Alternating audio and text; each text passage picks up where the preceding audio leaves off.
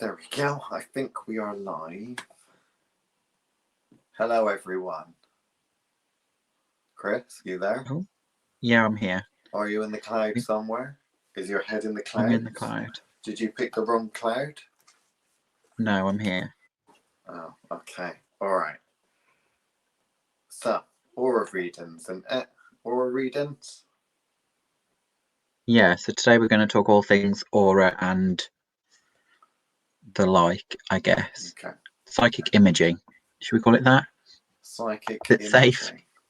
Psychic imaging. Well, I know there's diagnostics.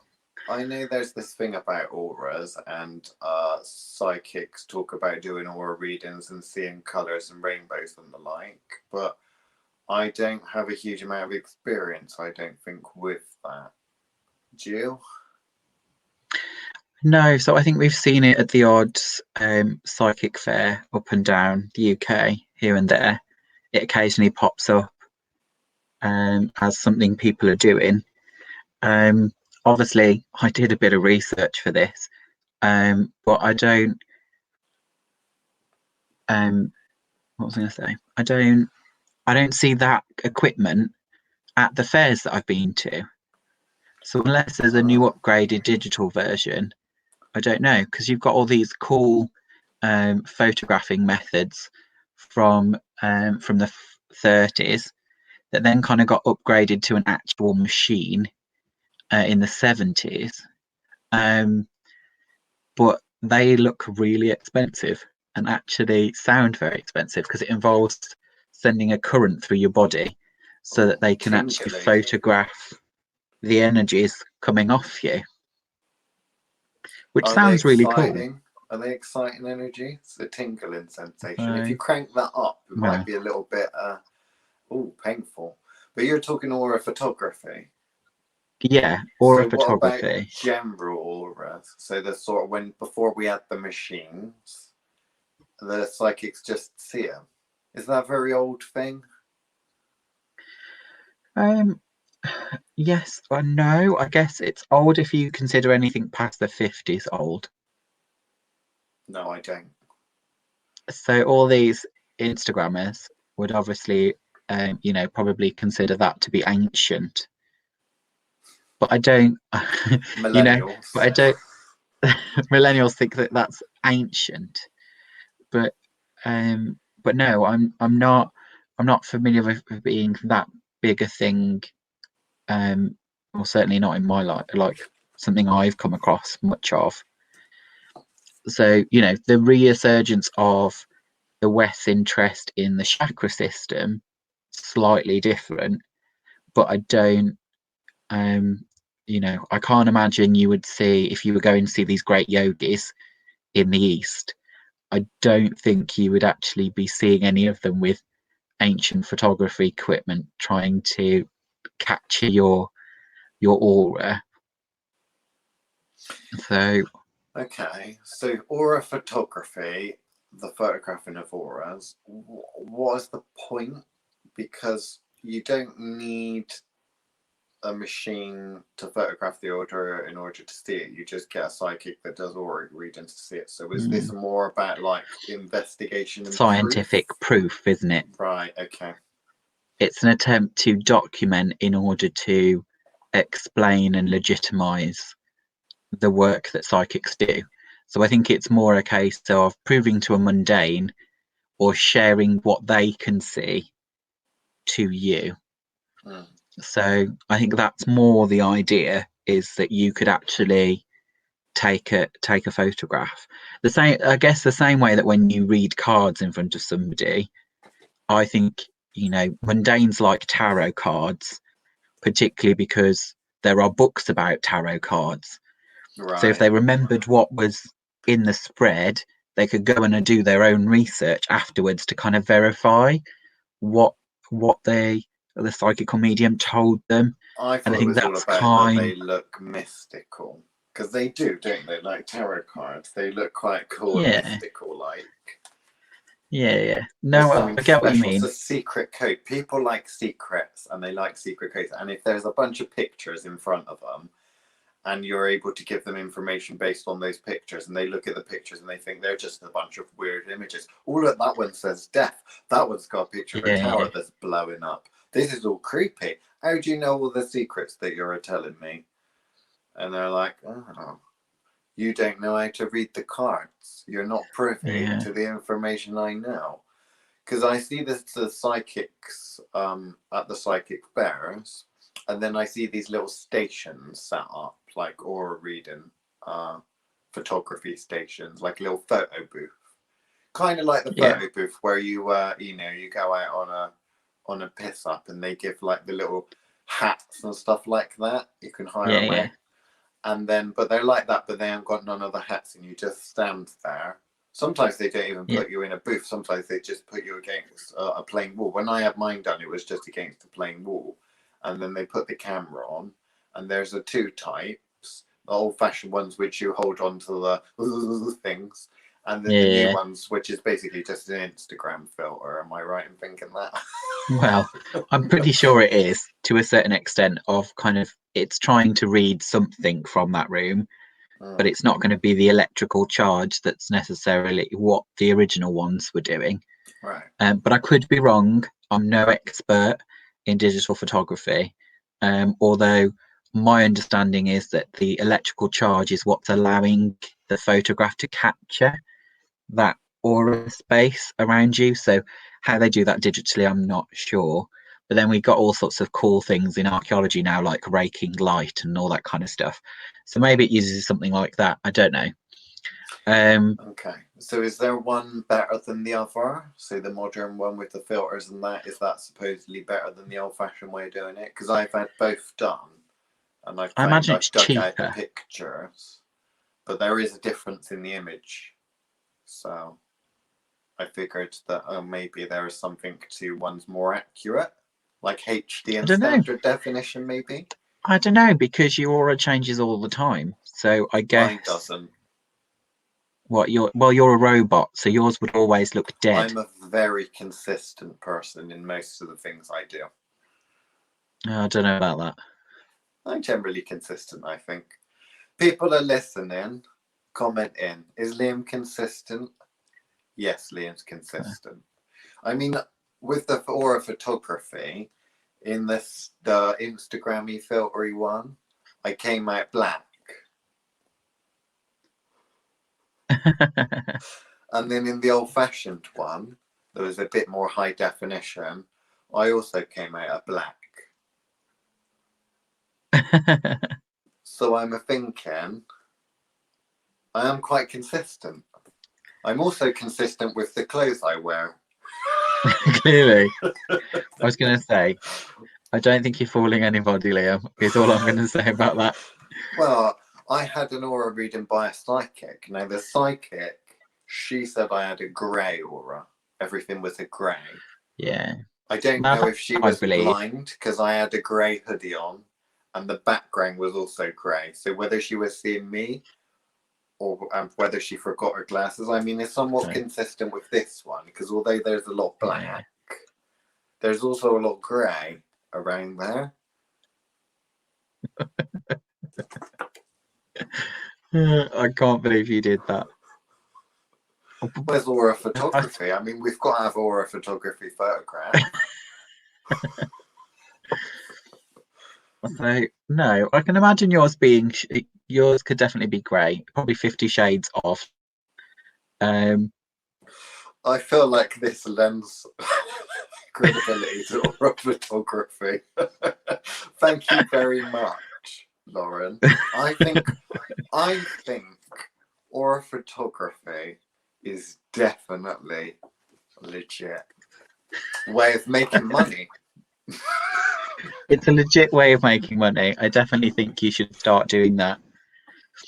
So the kind of second method is the one that's famous through Gwyneth Paltrow. She put it on her Goop a little while back. What? She put it on what? On her Goop. She likes to name things weird. It's her website, her brand, Goop. Oh, come on, you can't be that surprised. Her child is called Apple. Surely you know. that Gwyneth Paltrow likes to name things. That What? And it's a regular website. It's not like OnlyFans or something. no, it's a regular website. It's for lifestyle advicey kind of one. It's where she documents all her weird new age behavior.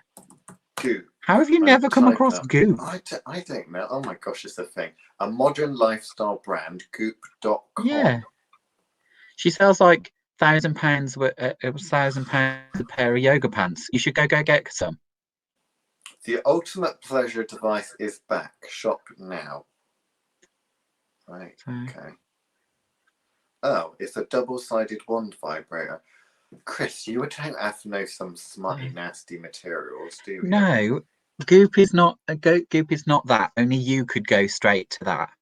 It's on the homepage. But obviously, it's on the homepage. Well, obviously, she's all about women loving themselves. Food, style, travel, wellness.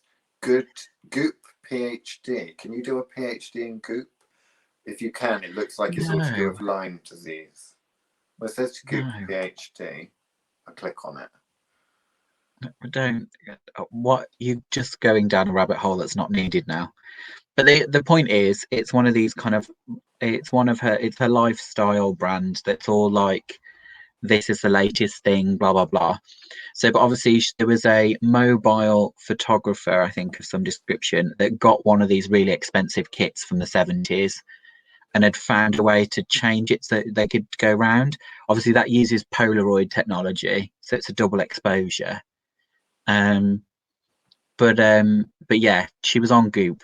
That's how she mentioned the aura photography on Goop, and obviously she's got her photographs on there that look way cooler than what you just showed me there in your mock-up there, lovely as it was. But I'm a very dark person, apparently. People say I have a dark personality. I definitely have a dark sense of humor. And yeah, generally, I don't know. Can you see auras, like, without a camera? I do, but I don't see them in that kind of brightly coloured variety way. Well, black's not really brightly coloured. I mean, it's on glossy paper. No, my point is, yours probably wouldn't be grey. What they're actually seeing is the void around you, I think. I don't think they would be seeing your aura. They're probably seeing the void. There is a void deep within me. I tried to fill it, but nothing can. Yes. It's a lifelong condition for you, bless. Yes. So okay. I think Tiger agrees. She thinks you have a void. So anyway, back to auras. So yeah, so I think they're popular again because obviously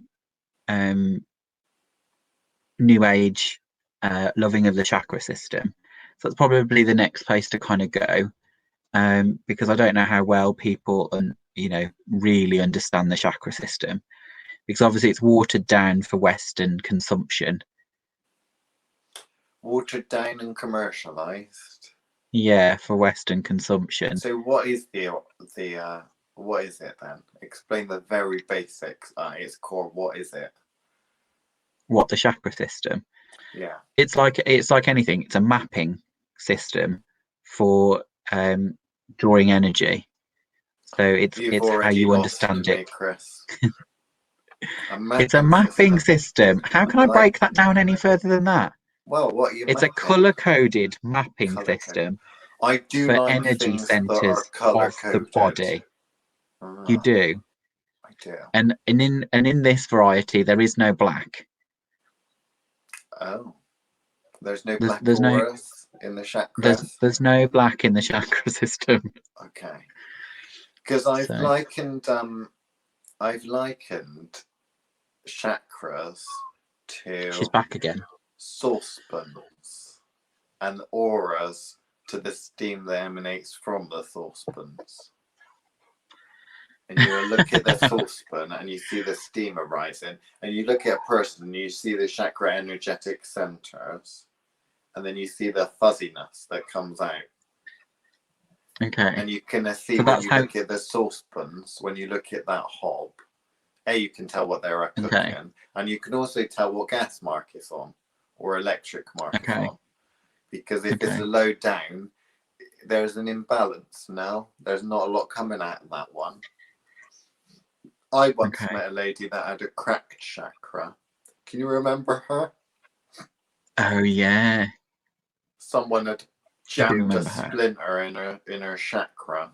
It was a curse, but it manifested in the form of a broken chakra. She was a master Reiki practitioner, so you'd have thought she would be able to fix it.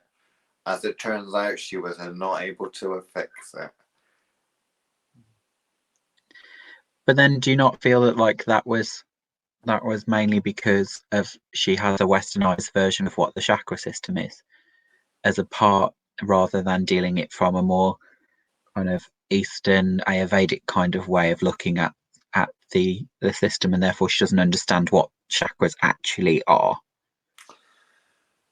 I think that if it's a mapping system of energetic parts or energetic components of a person or the soul or whatever you want to say, that's magic. And I think this lady knew fuck all about magic. That's why she couldn't do nothing.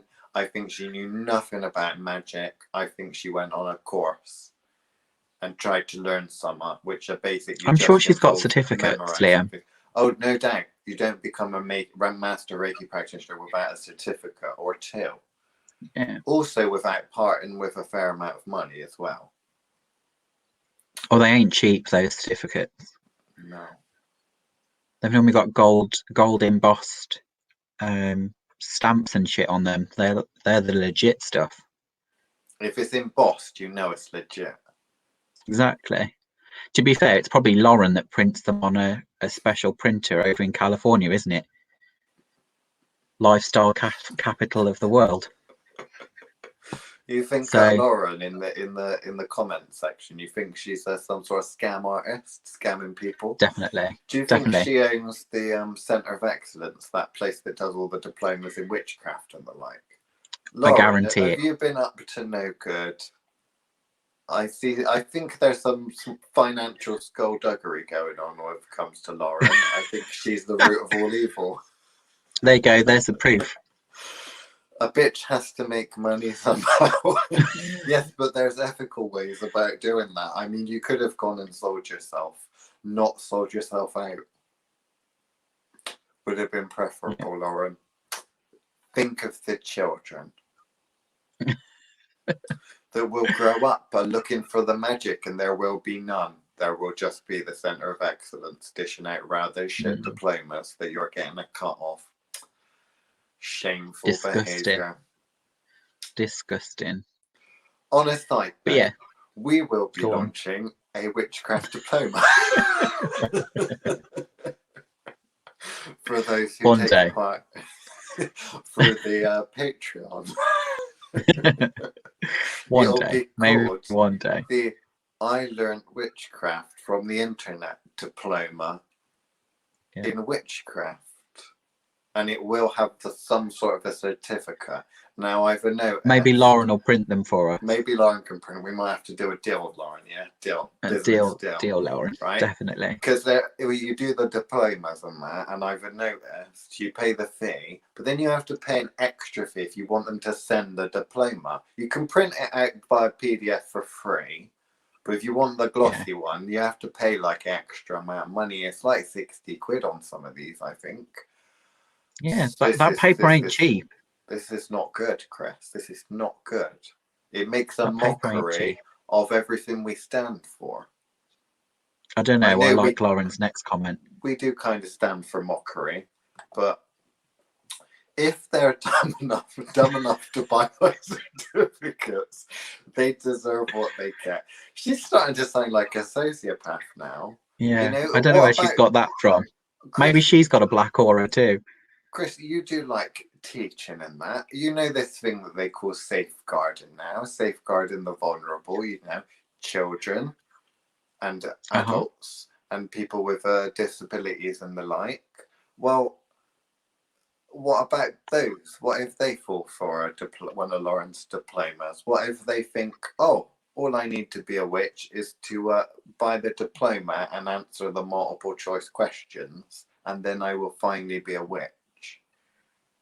I think it's unethical. Lauren, Why you should should I? be ashamed of yourself. Lauren really should be ashamed of herself.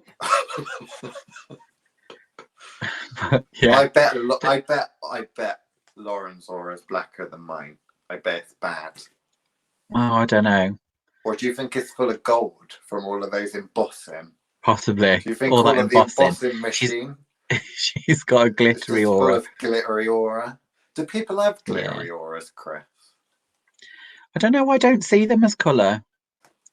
Right, because I don't know. If you don't see them as color, then you don't see them, do you? Because I always think about auras and that. I don't see coloured auras. But if I walk, you know, when you walk past a smelly person, they smell. Or if you walk past a person in general, you get obviously psychic feedback from them and a load of stuff.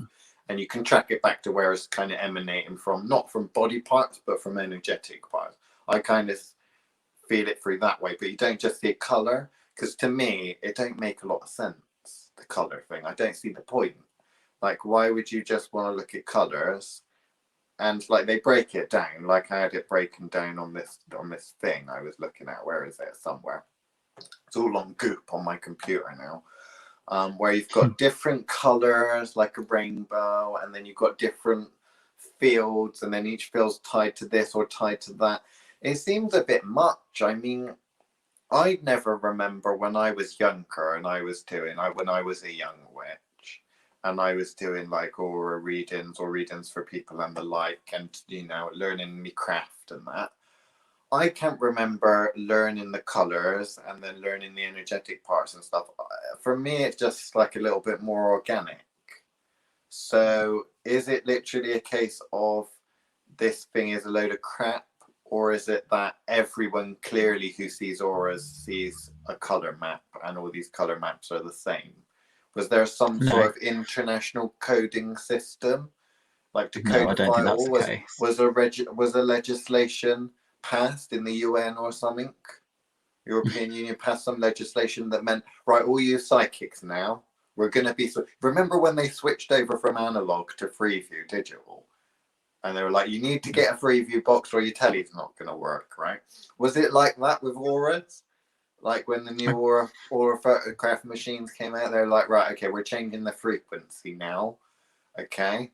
As of 1950 or what have you, then we're all going to be, now red is this color. Red means this.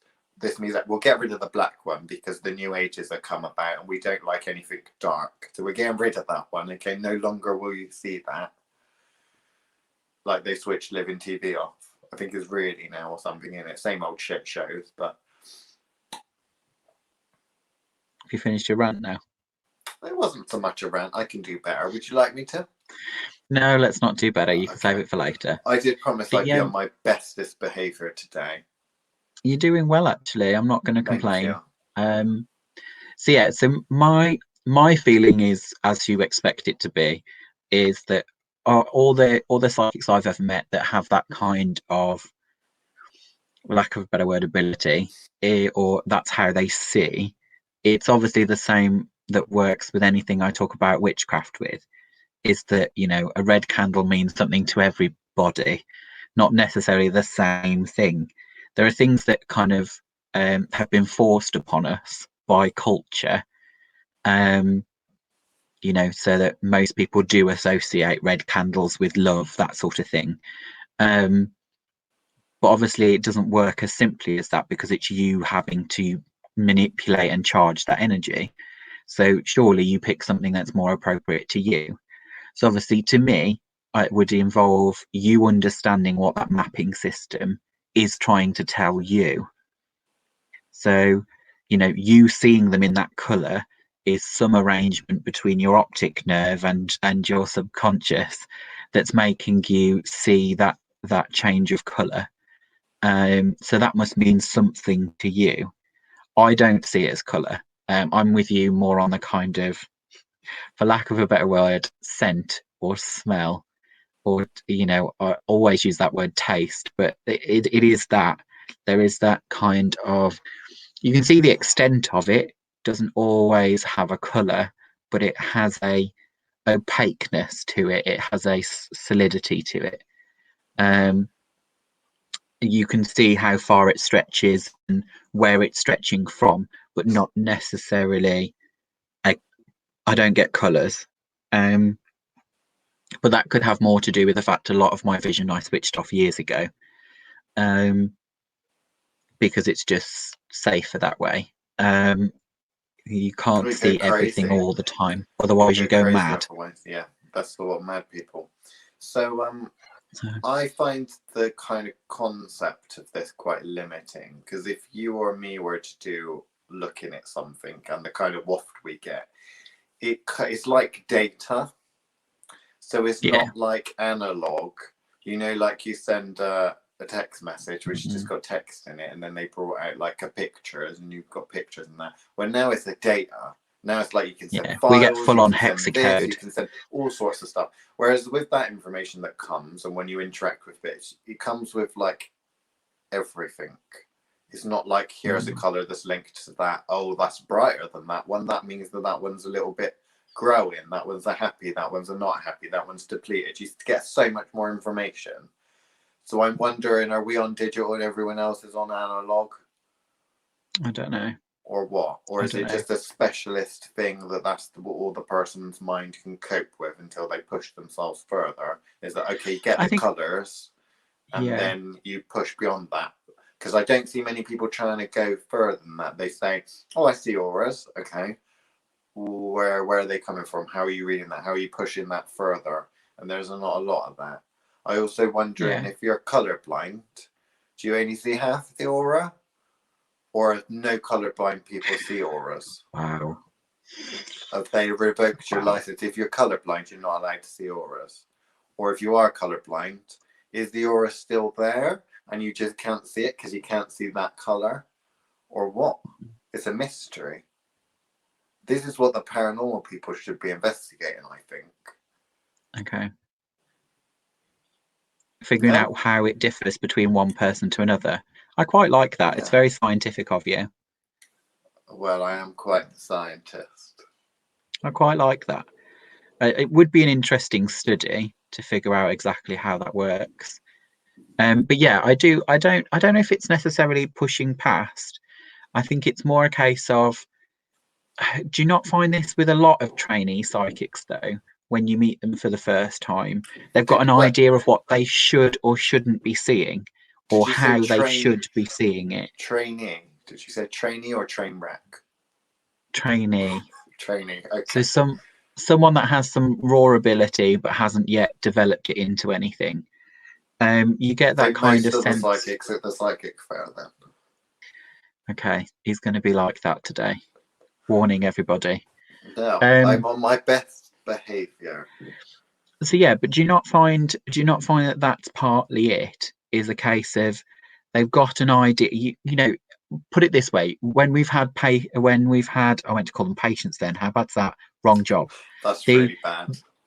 When you meet clients that sometimes say things like, oh, I don't have much psychic ability. And then you get talking, you're like, but that's all psychic ability. What you're talking about there is psychic ability. But they don't see it because it's not what they see in videos and on TV about what psychic is. Because I don't think they always understand the stereotypes of psychic, what they expect to actually see is, you know, flashes from Charmed, or you know, that did you get what I mean? Like that popular culture has kind of coloured the way they expect to see. So people expect to, you know, touch an object and get flashes, and you're like, well, it really depends on, you know, or what was it? That's So Raven. Do you remember that? Was that Nickelodeon or something in the 90s? And she used to do that voice.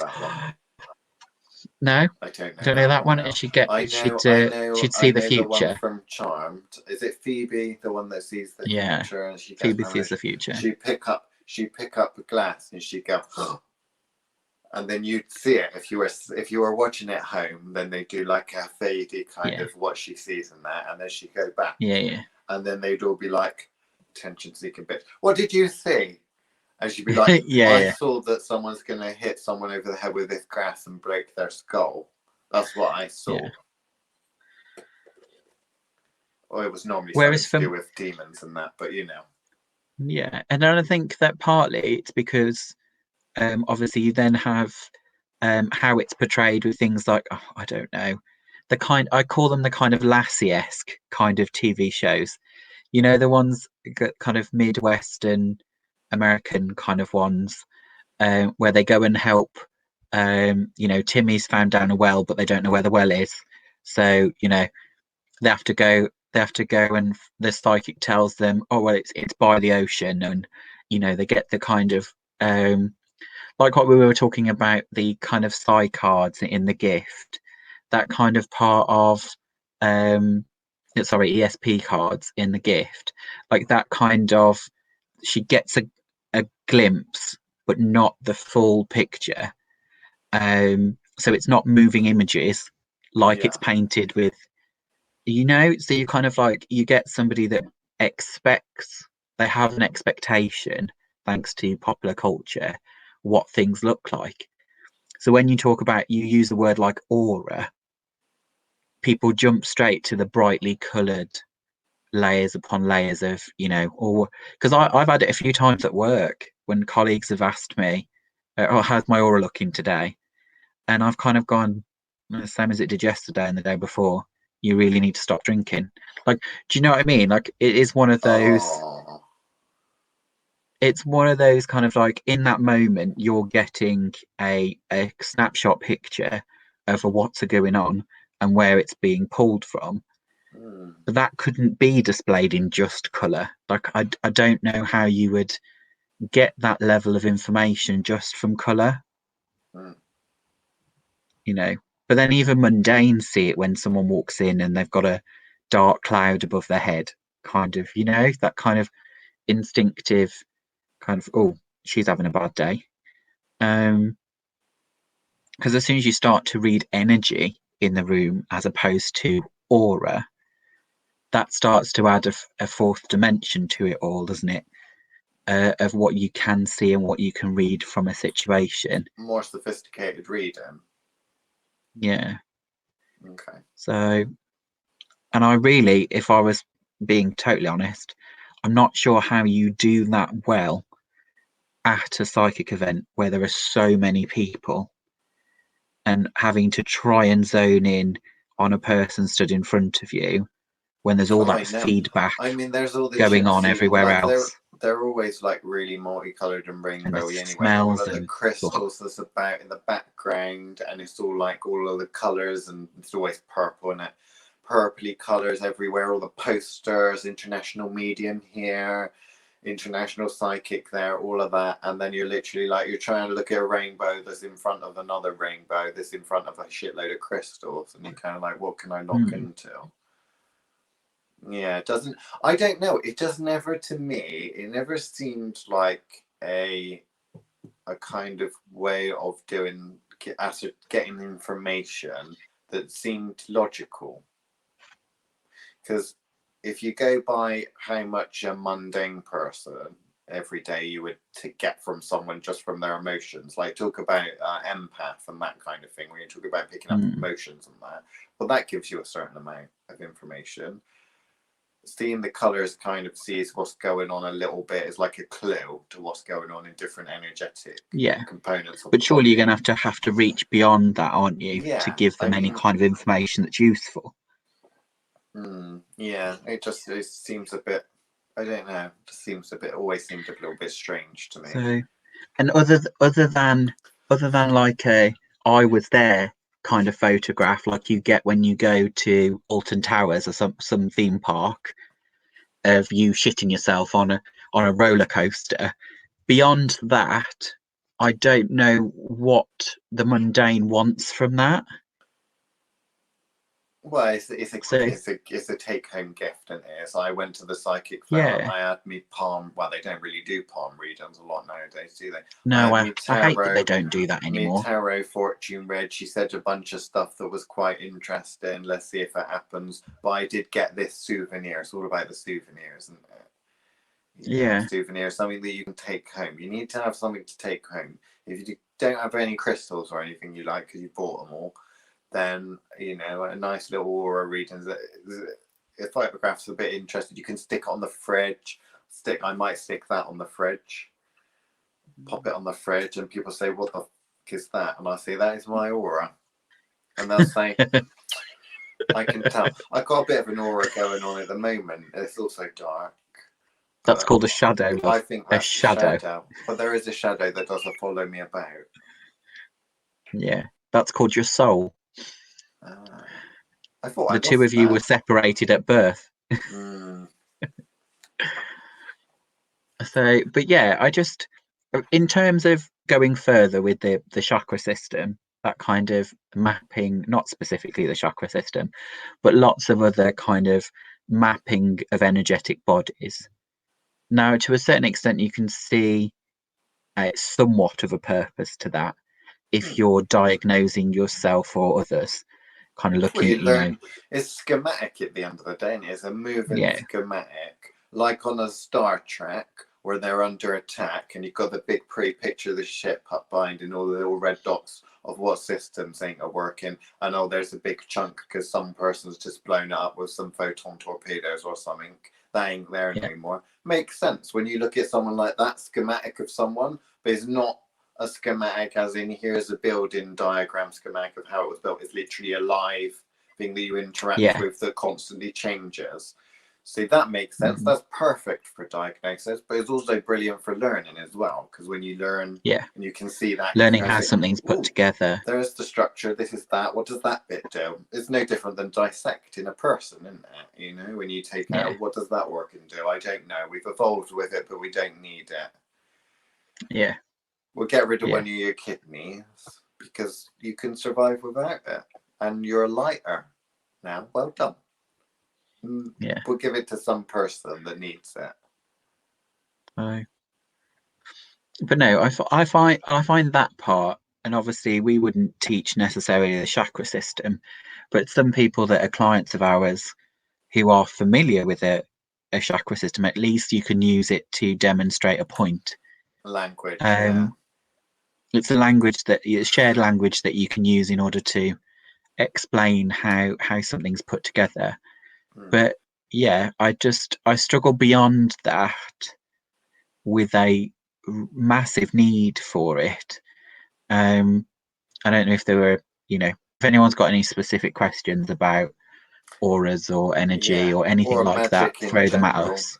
Anything magic or witchcraft in general, you can always write a comment and we'll see if we can answer it. So, but yeah, I've always struggled with that. I suppose there are other systems I would use more readily. And like I said, a big part of it is because the Western understanding of a chakra system is very different to the Eastern. So, so unless you've got a basis in kind of Ayurvedic medicine or folk medicines in those particular regions of the world, you're probably going to struggle with a chakra system other than what your yoga teacher has taught you. Which is probably bollocks. Yeah. So when you think it's as sophisticated a system as, say, acupuncture in traditional Chinese medicine, where it's a full mapping system of you can tweak to a tiny fraction of your body to the end of a pinprick, like the chakra system works in almost an identical way, and there are a lot more than the 7 you're taught. So but it's just a case of understanding that mapping system. I suppose we don't really have anything in the West that equates to the same thing.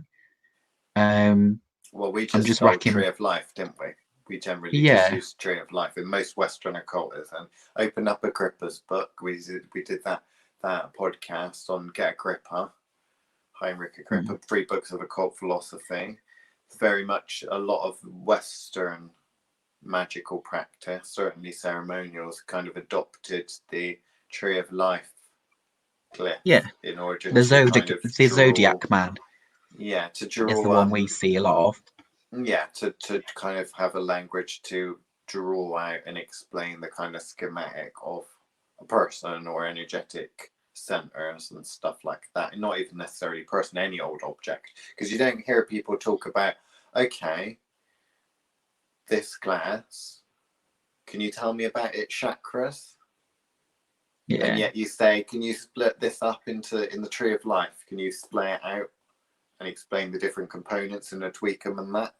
Don't really see chakra people talking about that. They only really relate it with people, with the human body. But technically, if there's a mapping system, you could use a chakra system to map anything that exists. Yeah. Possibly even that doesn't quite exist, not in the physical plane anyway. Yeah. You could map the chakra system onto a spirit or a deity or a salamander. Like, there is no reason why it couldn't be applied, but I don't think they are taught in that way, because they're not formally trained as to what that actually moves as.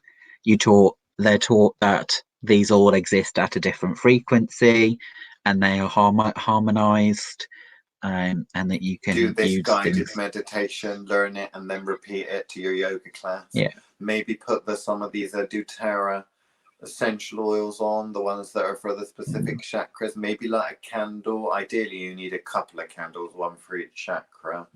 All this kind of thing. It becomes very commercialized, becomes very basic with not a lot of, don't like it. Don't like this commercialization of stuff like that. And we own a bloody witchcraft shop. Yeah.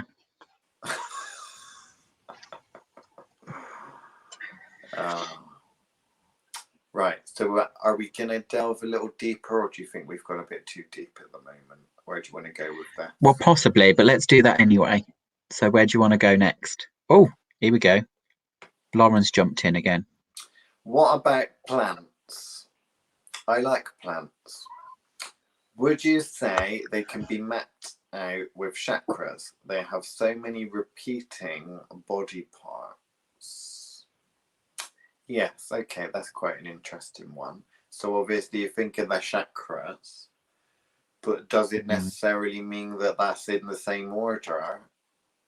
If it's a plant or if it's something, maybe they have more chakras, maybe they have less chakras.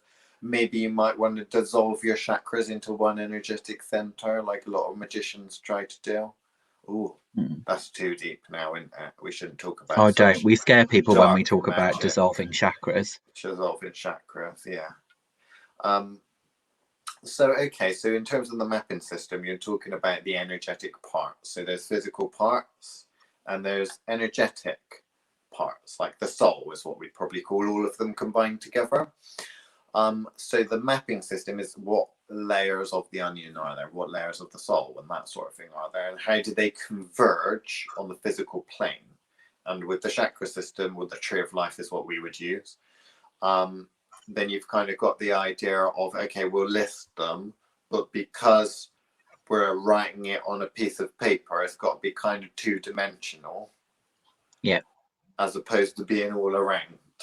So with auras, they kind of show it as a kind of like a rainbow thing. But at the same time, you kind of would see it more as like they put points in various different places that maps to the physical representations on a physical body, but it doesn't mean it's there necessarily. It is everywhere because it's still part of you. But if you were to stereotype symbolically where that would emanate from, then you might pick that part of the body. So and then you've got to remember that obviously when you were doing that for different classifications, obviously for a human being, how many of those chakras exist within the physical realm and how many of them exist beyond.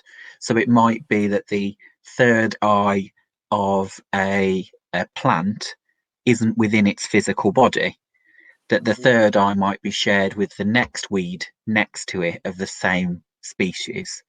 So you got two dandelions together, they might share a third eye. Like, so when you start to then map something that is not human on the same system, you've got to remember it's got to be flexible enough to actually adapt to each species that you are applying it to. So, and obviously its root chakra is not necessarily going to be in its root system, but I just felt I had to say that. But it's an energetic screening. So if you're saying, if we have different chakras, or your mapping system, if we're using the chakra system as your mapping system, you might say that all rosemary is a species of plant. So all rosemary has these all the same.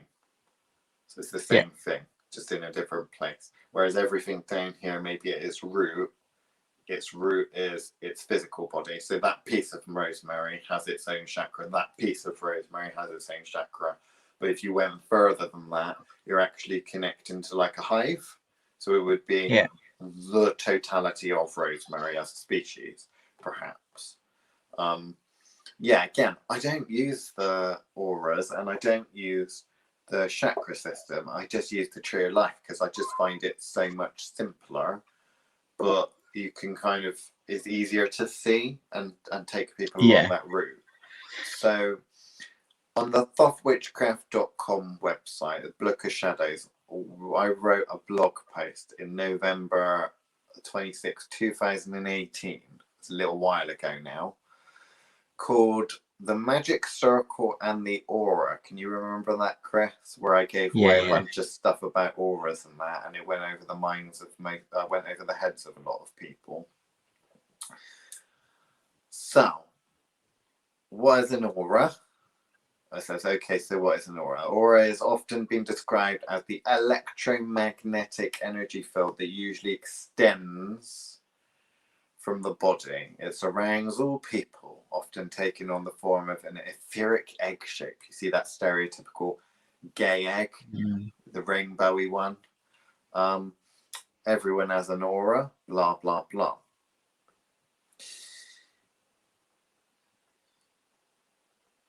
Of course, I wrote about a magic circle is simply a circle spheral field around you. So when you're casting a magic circle, if you're casting it with someone, then it would be yours combined, that sacred space combined together.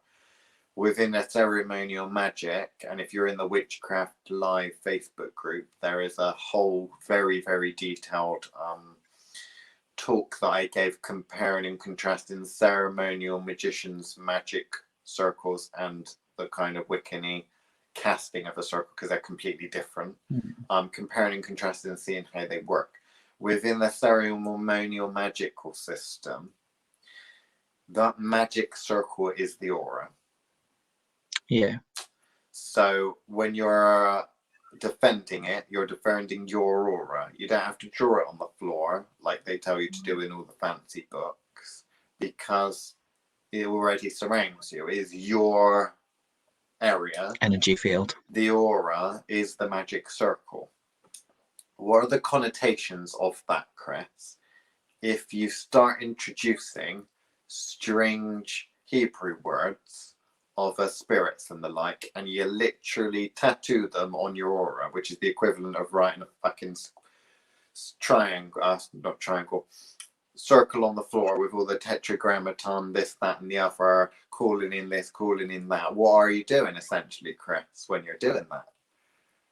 You're inviting them in.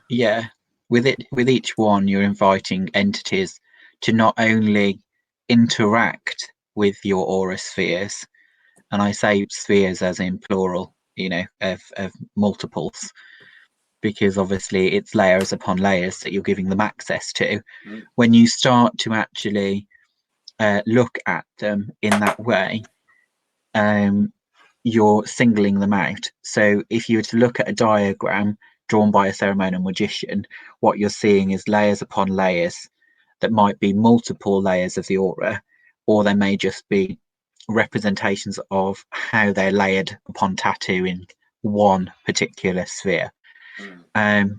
but that is essentially what they're doing, is pulling in energies from various different places, with from various different spirits, to assign them to watchtowers, should we say, which is where the watering down happens in the Wiccan world.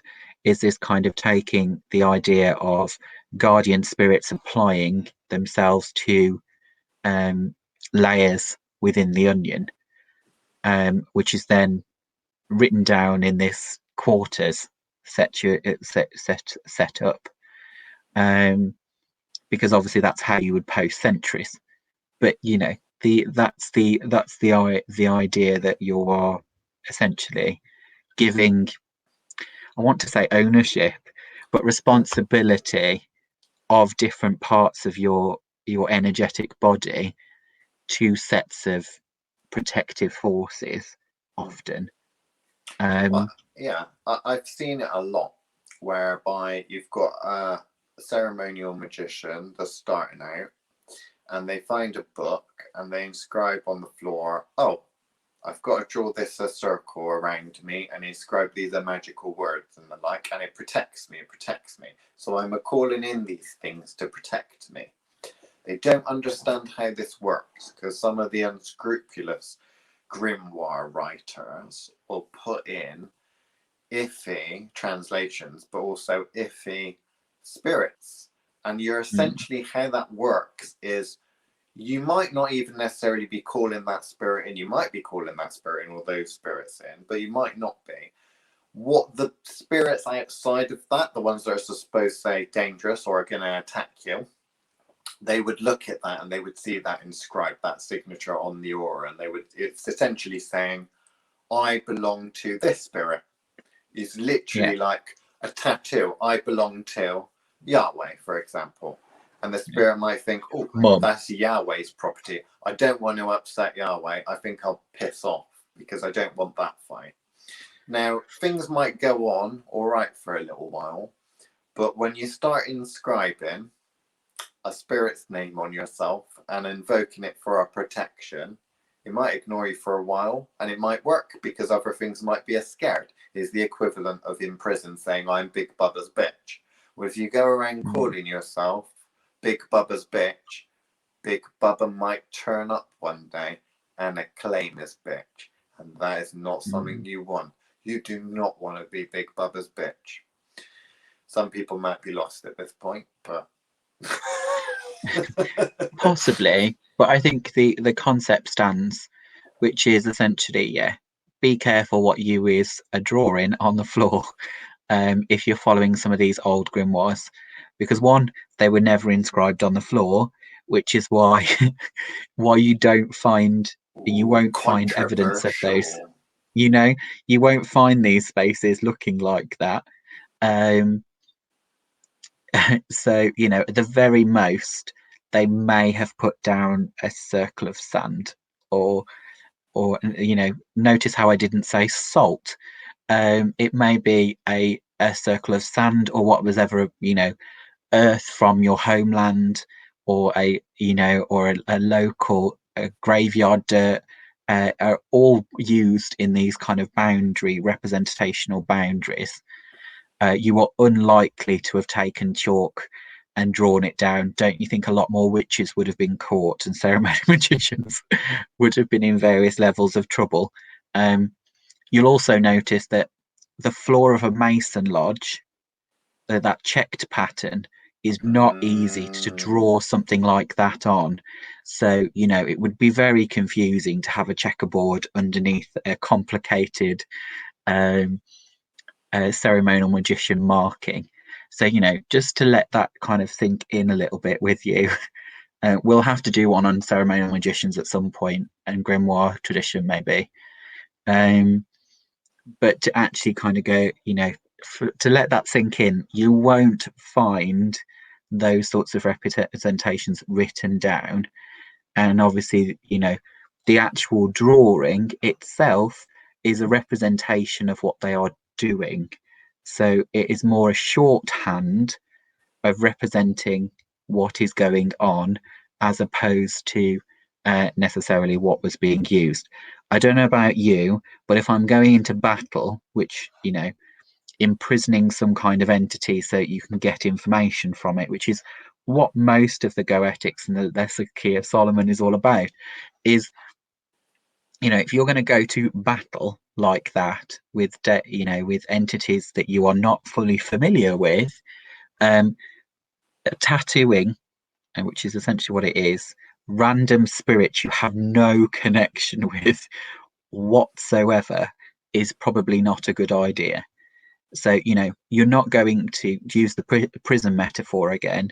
You're not going to go into prison and start putting random tags on your body because you went through Wikipedia before you went in the joint, and you basically selected out big scary gang tattoos and thought, well, if I have that one on my shoulder in case I come into deal with those, Sons of and then I'll Anarchy. have, yeah. Mm. Or, you know, if I really get in trouble, there's some cartels I'll draw on that arm. Like, do you know what I mean? Like, you just, because eventually those credentials are going to be checked, and that's what it comes down to, is eventually someone is going to check those credentials. And, you know, if you don't have those spirits with your back, obviously we could go further into exactly how these work, but I think that would be better in the context of a different session where we explain ourselves properly. But kind of, Lauren, for starters, did we actually say what you said? No, keep going on about, because I don't know if we answered that. I don't know. We'll wait for her to respond, and I'll just say something occulty, like, yes, within the great mystery lodges, you will find the checkered floor. What is that checkered floor? What does it symbolize? Chess, the grand game of chess. What are the secrets of the grand game of chess? What chess piece are you? Are you but a pawn being used? Question to ask yourself. There she is. Oh, dissolving chakras. Dissolving chakras.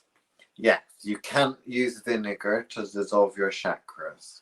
Don't try it. It doesn't work. Even that apple cider vinegar that everyone seems to love at the moment. Apple cider vinegar. A 4/5 vinegar with an apple cider base will not dissolve your chakras. What's the idea of a dissolving the chakras? Why do people attempt to do it? Is it because they're nuts? Because there's the whole idea of opening up the chakras. Oh, I'm the spiritual. I want to open up the chakras. I cannot. It's too bright, Chris. It's too bright. Wait a minute. I'll turn the light up. Ah, it's too bright. The chakras are too bright. Close it down a bit. Close it down. Oh, that's too dark now. There we go. The idea of you know, the chakras and opening them up, and you can't even open them up too much. Yeah, we're going in and out of them and doing surgery on a daily basis for some clients that get into all sorts of situations. But never mind. Don't tell the Reiki people that. It'll blow their little minds. At the end of the day, when you're opening up those chakras, the system like that, what you're doing is essentially painting a huge big target of saying, you know, this is where it is. This is where you attack from an astral point of view. So when you're starting to look at someone from an astral point of view and looking at your astral body, opening up those big flowers is basically inviting entities to see where the strength is or the weakness, depending on your glass half full, glass half empty outlook on life. But whereas dissolving them actually means that they are there, but they are somewhat invisible, is probably the best way to put it. Yeah, I think so. If we use a ceremonial term, within ceremonial magic, there's the idea of the great work, which is solidifying your energetic components. The equivalent in the chakra system, so if we went for the tree of life, the kind of a ceremonial magician system, the solidification to ascend after death into some sort become some sort of god or whatever you live on, whatever. The equivalent in the chakra system, Western chakra system, what you would have is you'd have the dissolving of the chakras. So you want to converge them all into a solid, singular chakra, which is you, your core at the end of the day. Essentially, that's what you're talking about. You're going a little bit further down the rabbit hole because we think about, energetic centers, opening them up, realigning in the ceremonial magicians lodges, particularly the Golden Dawny ones. You talk about lesser banishing ritual of the pentagram, lesser banishing ritual of the hexagram, middle pillar, combining all of them together. Don't tell you about that. They don't tell you about that, but that's what you're really supposed to do. And then building up, pulling all of your different component parts from wherever the fuck they are, some in the future, some in the past, some in other universes and the like, and put them all together. Magical equivalent in a chakra system with using a chakra language is basically a case of let's open up all these chakras, let's align them all nice and pretty like, and let's put them all together and converge, solidify, crystallize. I'm sure Lauren knows what we're talking about. I don't think anyone else will. I'm sure Lauren knows what we're talking about. Yeah. Metatron's cube. That's all I'm going to say. Hashtag Metatron's cube. Yeah. And I think we've been here for an hour, so I think that's about it. It is, unless anyone's got any burning questions. Burning questions, quick. Got any burning questions before we go? This has gone really quickly today. I don't really remember what we talked about. Oh yeah, we talked about aura photography. We did. Aura photography. We did. The only thing we haven't mentioned is Witch Wars 2. Oh damn, we haven't mentioned Witch Wars 2. No. Okay, we could mention Witch Wars 2.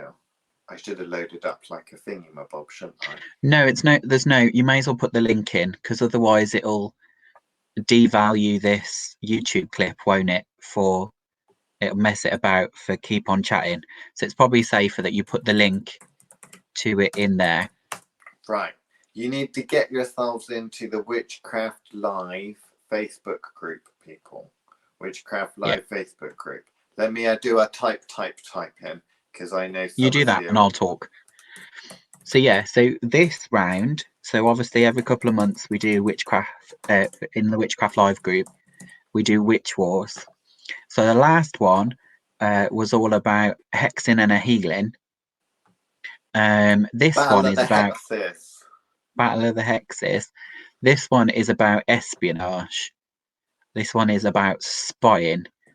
So what me and Liam have created is a dossier on a real person that you need to. She got her mask on because it's COVID times. She got her mask on. So you need to basically give us as much information by whatever divination methods you have in your box, or any new ones that you want to try out.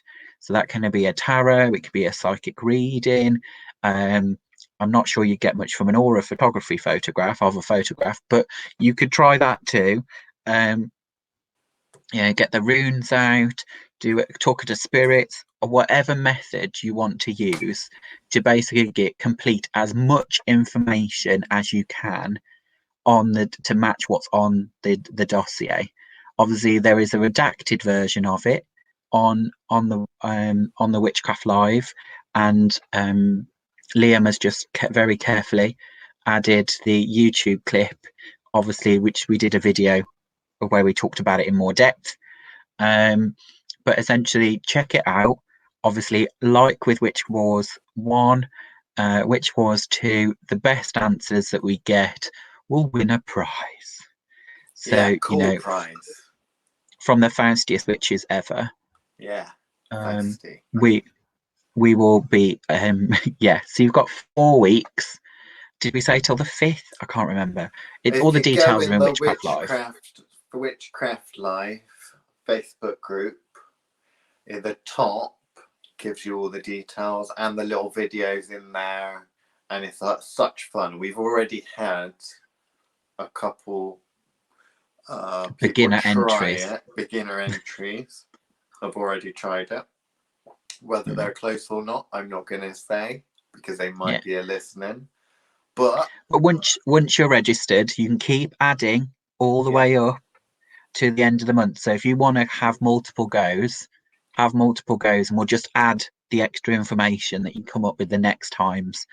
If you want to remove some of the information that you've got because you've got better information, you're not limited to using one method. So you can go and find out what the tarot has to say about it, and then try the pendulum, and then try something else. However you want to do it, and you don't have to do it as an individual. We'll accept group entries also. But yeah, you just need to let one of us know that you are joining, and obviously we'll keep pushing this next couple of weeks until it happens. Yeah, we're going to have to mention this all the time. You'll be sick of it, but we're not giving any away. We're not going to tell you about the secret person. That's what you got to do. You got to tell us as much as you can about the secret person. Yes. Spying is fun. Is that it? Right. I think that's it for another week. That was a strange one, I think. Yeah, Lauren hasn't asked us any more questions, so and no one else has either. So we'll go with whatever happens next week. Yeah. Pleasure as always. Goodbye, everyone. If you're tired of all the neo-pagan claptrap that's on the internet and want to see some real witchcraft, please subscribe to the Thoth TV YouTube channel. If you really want to kick things up a notch, try clicking the No Holds Barred podcast link.